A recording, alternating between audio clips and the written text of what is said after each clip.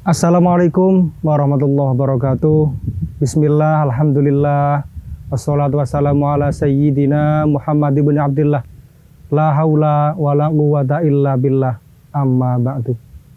Pemirsa ruangan seru yang berbahagia dimanapun Anda berada, semoga kita senantiasa mempunyai hati yang penuh syukur, agar kita bisa menjalankan ibadah puasa di bulan suci Ramadan ini dengan penuh ketenangan hati, dengan penuh ketulusan hati, sehingga pada akhirnya nanti kita di hadapan Allah Subhanahu wa Ta'ala tercatat sebagai hambanya yang bertakwa. Amin amin ya robbal alamin. Pemirsa dimanapun Anda berada, ada seorang tokoh besar yang lahir di daerah Persia, tepatnya sekarang di negara Iran, di daerah Tus. Beliau lahir pada 450 Hijriah dan kemudian wafat pada tahun 505 Hijriah. Beliau bergelar sebagai Hujjatul Islam.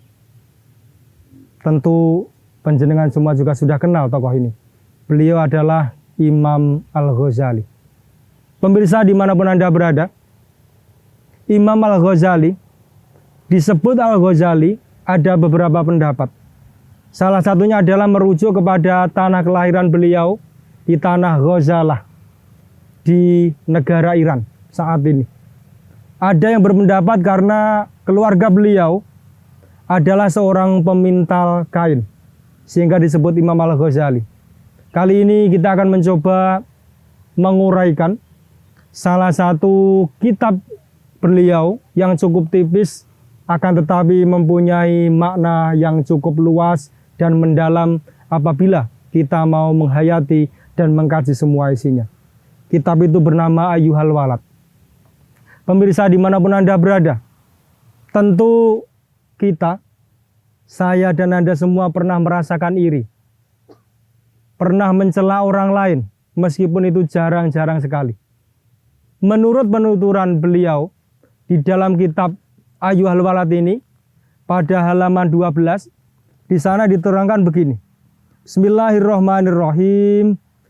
Inni ra'aitun nasa yadummu ba'duhum ba'doh wa yaktabu ba'duhum ba'doh wa wajadtu dzalika minal hasadi fil mali wal jahi wal ilmi. Fata'ammaltu fi qoulihi ta'ala nahnu qasamna bainahum ma'isyatuhum fil hayatid dunya.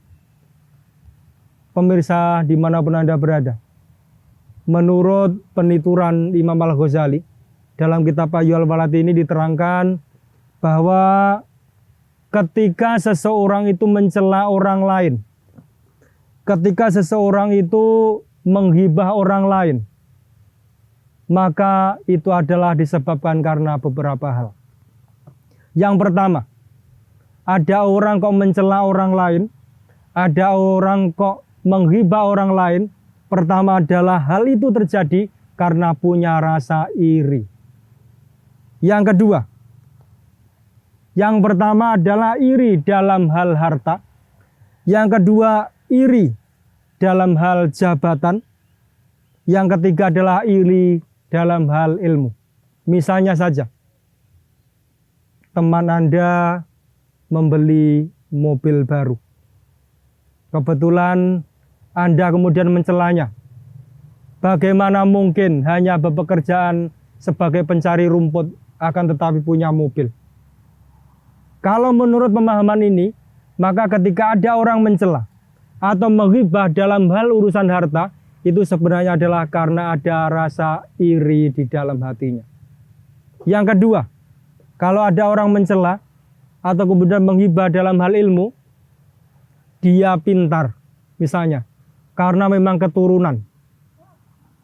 Saya tidak pintar karena memang juga keturunan. Kata-kata semacam ini, kalau kita mengkaji dalam kalangan ini, karangan Imam Al-Ghazali, adalah karena memang di hatinya ada rasa iri terhadap kecerdasan dia, terhadap ilmu yang dia miliki. Bahkan ini juga termasuk hal jabatan.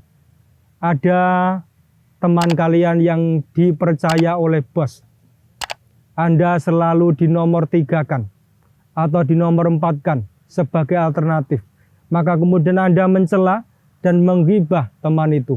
Menurut keterangan dalam kitab Ayyuhal Walad ini, jika ada orang mencela atau orang menggibah orang lain, itu tidak lain terjadi adalah karena ada rasa iri di dalam hatinya.